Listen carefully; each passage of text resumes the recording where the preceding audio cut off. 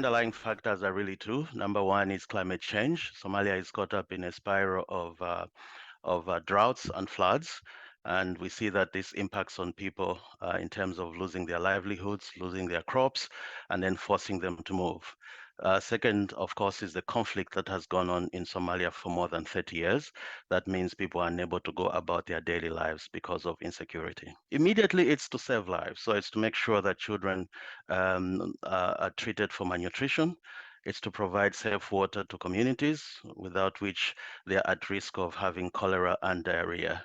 And it's also to make sure that we address diseases like cholera, as well as diarrhea, as well as measles, because we know that when these diseases strike, we are likely to see deaths go up. Initially, the response was rather slow. I mean, we had been warning about the crisis in Somalia from as far back as November last year. But it's only in the last few months that we have seen the international community step up to provide the funding that is needed.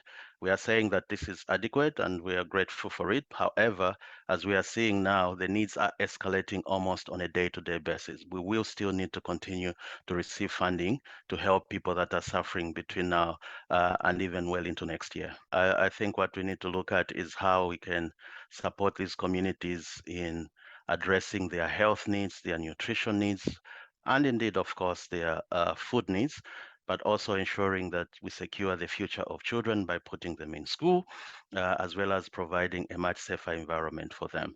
So to this end, we're working with the FAO, the World Food Program, for example, to look at how we can address these various needs. And indeed, that also includes much more climate resilient agriculture, as well as looking at some of the techniques that can be used within this type of climate in order to improve yields.